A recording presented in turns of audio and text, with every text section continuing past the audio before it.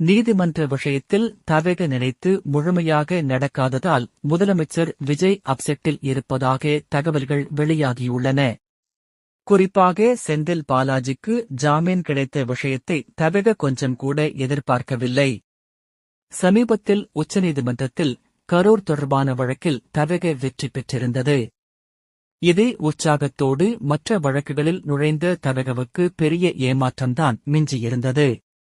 கடந்த ஜூன் மாதம் தூத்துக்குடி ஆத்தூரில் நடைபெற்ற பொதுக்கூட்டத்தில் பங்கேற்று பேசியிருந்த முன்னாள் அமைச்சர் அனிதா ராதாகிருஷ்ணன் முதலமைச்சர் விஜய் குறித்து அவதூறாக பேசியதாக குற்றச்சாட்டுக்கு உள்ளார். அவர் மீது வழக்கு பதிவு செய்யப்பட்டிருந்தது.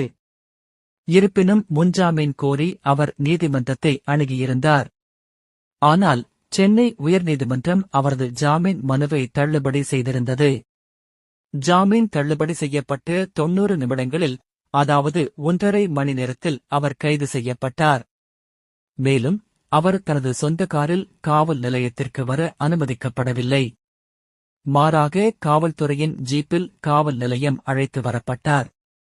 6 மணி நேர விசாரணைக்குப் பின்னர் அவர் திருச்செந்தூர் குற்றவியல் நீதித்துறை நடுவர் முன்பு ஆஜர்படுத்தப்பட்டபோது நிபந்தனை ஜாமீன் வழங்கி நீதிபதி உத்தரவிட்டார். இந்த வழக்கில் என்னதான் தவக ஓவர் சீரியஸ் காட்டியிருந்தாலும் அனிதா ராதாகிருஷ்ணனை சிறையில் அடைக்க முடியாமல் போனது தவகவுக்கு கடும் பின்னடைவை ஏற்படுத்தியிருந்தது.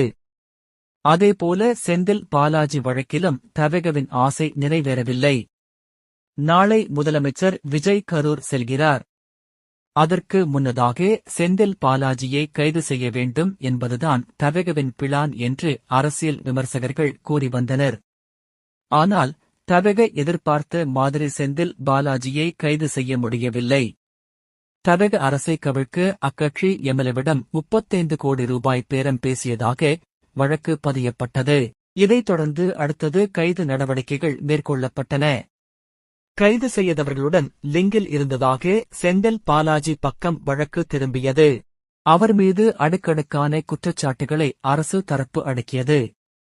தவக எம்எல்ஏவை தொடர்பு கொண்டு பேசிய போன் கால் விவரங்களை அரசு தரப்பு வழக்கறிஞர் ஜான் சத்யன் நீதிமன்றத்தில் ஆஜர்படுத்தினார். கைதான குற்றவாளிகள் ஜூன் 25, 26, 27 இம் தேதிகளில் கிண்டியில் உள்ள தனியார் ஓட்டலில் சந்தித்து பேசியதற்கான ஆதாரம் இருப்பதாகவும் 35 கோடி ரூபாய் பேரத்தில் ஹவாலா பணம் சம்பந்தப்பட்டிருக்கலாம் என்கிற டவுட் இருக்கிறது என்றும் கூறி செந்தில் பாலாஜி கைதுக்கு கோரியிருந்தார். தவக எம்எல்ஏவை தொடர்பு கொண்டு பேசிய போன் கால் விவரங்களை அரசு தரப்பு வழக்கறிஞர் ஜான் சத்யன் நீதிமன்றத்தில்